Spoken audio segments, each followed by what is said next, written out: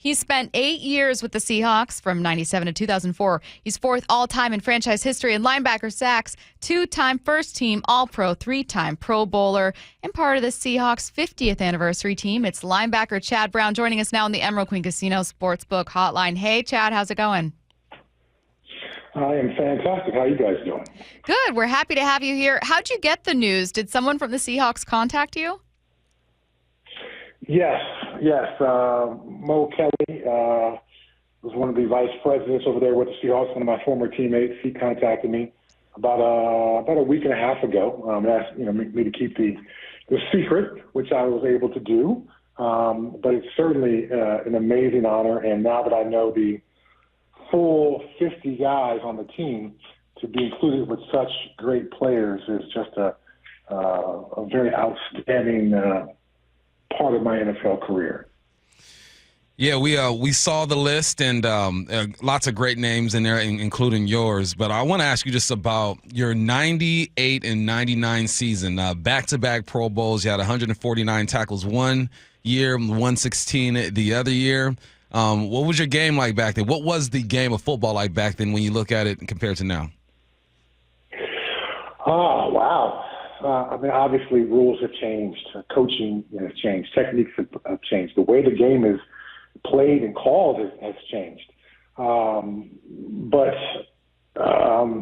Even back then, and even to now today, there's a certain place for physicalities. There's a certain place for being willing to play harder than your opponent. And so I've always recognized, since I started playing tackle football when I was 9 years old, that I was not the biggest, and I was not the fastest, and I certainly was not the strongest.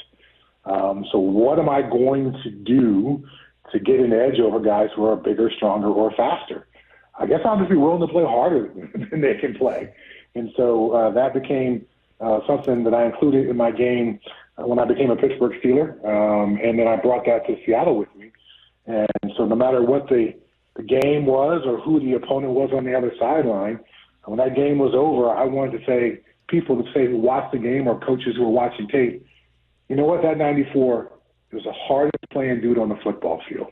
Maybe not the biggest, maybe not the fastest, maybe not even the smartest, but that dude plays hard. So that was always my goal.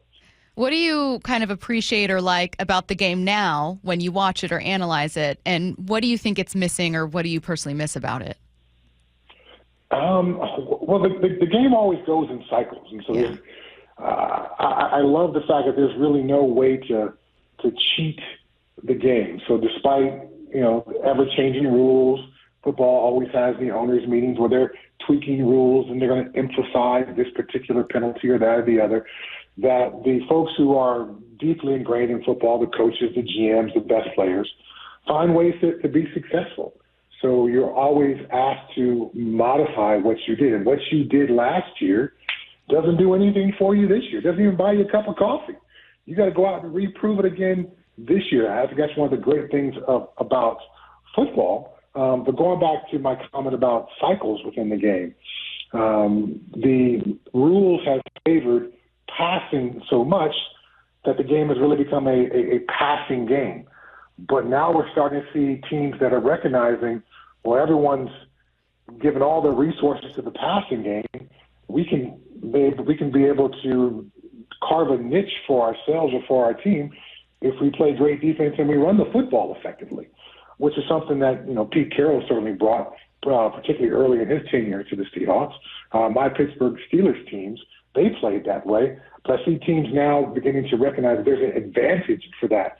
These guys who were once bypassed in the draft in favor of smaller, quicker linebackers, as an example, now with the teams that are going to be able to stop the run late in the regular season and stop the run in the postseason are going to have an advantage. So players who maybe look more like my style linebackers versus guys who were drafted 3 or 4 years ago who were 20 pounds lighter and looked like more like safeties from my day are now going to be at an advantage to have on your defense.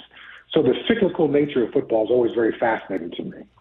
Who did you watch growing up? And who did you try to mimic your game after? Gosh, of course, you talk linebackers. and you talk about my childhood, you can't bypass a great player like Lawrence Taylor. The effect that he had on the game, I don't think there was another defensive player, at least in my early watching days, who I noticed could change a game. And that was something that was what made him particularly exciting for me was, okay, he's not just out there making tackles. He's changing the game. And, you think of guys like a quarterback or a star running back or a star receiver, guys who can go out there and make plays that changes the game. Well, here's now a defensive player who plays with that mindset. So I certainly tried to do my job as far as making tackles and having gap responsibility so my teammates can make plays. But I wanted to go out and make game-changing plays. So return a fumble for a touchdown, yeah, let's do that. Sack a quarterback, but not only sack a quarterback, but strip him of the ball and give my offense the ball back so we can score some points here. That changes games. So not only did I admire Lawrence Taylor as a kid, but I tried to bring some of that game-changing mentality with me into my days in the NFL.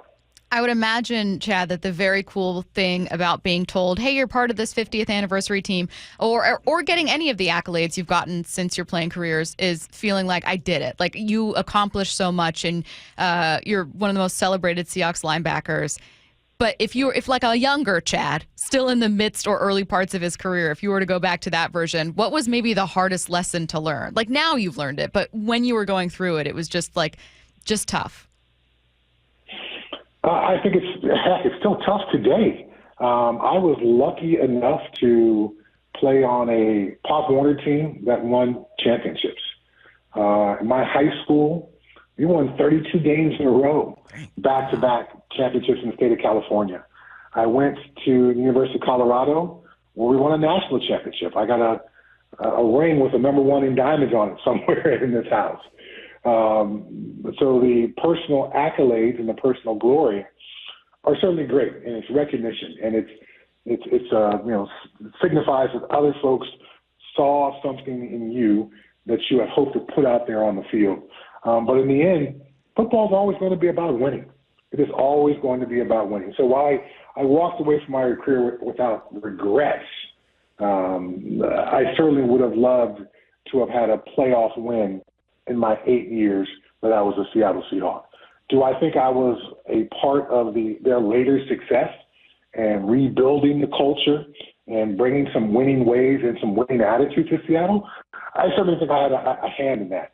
And the year after I left, of course, they go to the Super Bowl and ended up losing to the Pittsburgh Steelers. But I felt like so many of those guys were guys who, I was around, and guys who were drafted when I was there, and guys who I, put my arm around and tried to explain what a winning culture is like. This is how, the Pittsburgh Steelers do it. This is their attitude. This is the standard. This is the mantra. This is the mindset. So, the fact that I was never able to be on a Super Bowl championship team, it's never going to sit okay with me. The personal glory and accolades, they're great. But there's nothing like the ultimate goal, which is winning the championship. Well, congratulations on this accolade, 50th anniversary team for the Seattle Seahawks. He is linebacker Chad Brown. Thanks, Chad. Thanks, Chad. All right, thanks for having me on. I appreciate it.